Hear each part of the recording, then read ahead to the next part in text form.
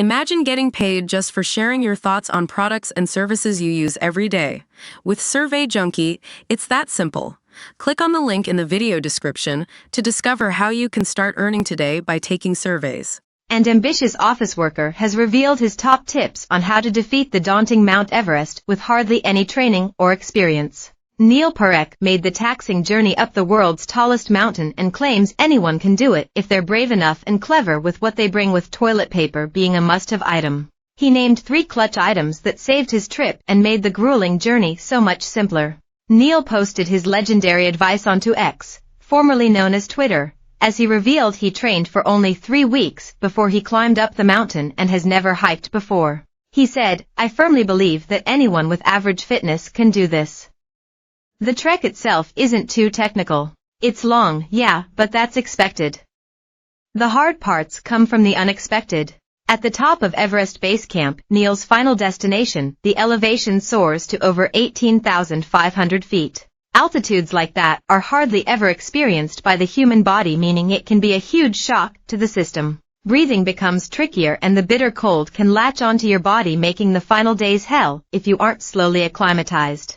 The entire trip is full of walking up steep roads and rocky cliffs top various checkpoints, meaning some form of fitness is advised. Neil spent his 3 weeks of training building up his cardiovascular endurance through boxing training 3 times a week and 2 long sessions of hiking up Beverly Hills. He says he felt fine physically during the climb, but did note the altitude made him exhausted on some days.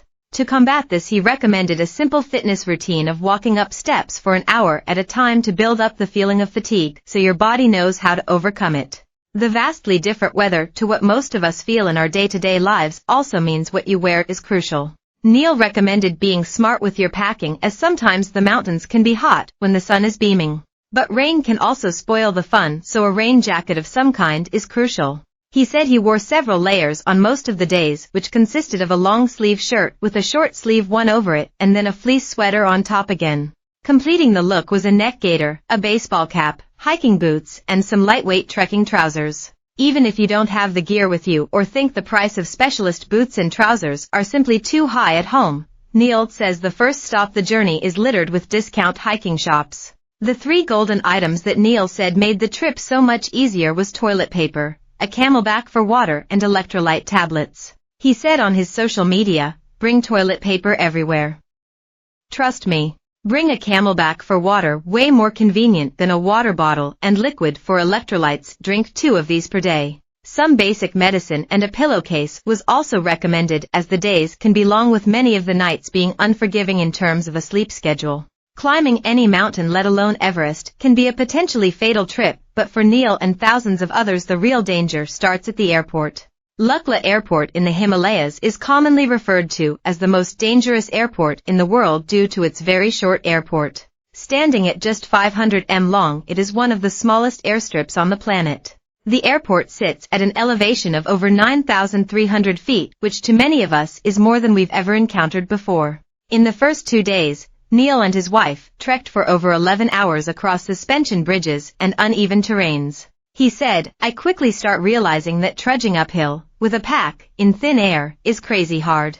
I was huffing and puffing trying to get up a hill." Then, reaching an elevation of over 13,000 feet, Neil says he slowly adjusted to the rising altitude in order to become acclimated for the tougher journey ahead.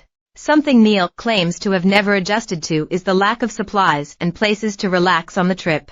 He was forced to use a DIY toilet, sleep in sleeping bags on the cold floor, and only shower with cold water. By day 9 of the trip, Neil was slowly becoming acclimatized to the oxygen-deprived air, and at an almighty elevation of 18,519 foot he had reached Everest Base Camp. He was given a friendly massage and descended back down the mountain after feeling extremely proud and accomplished.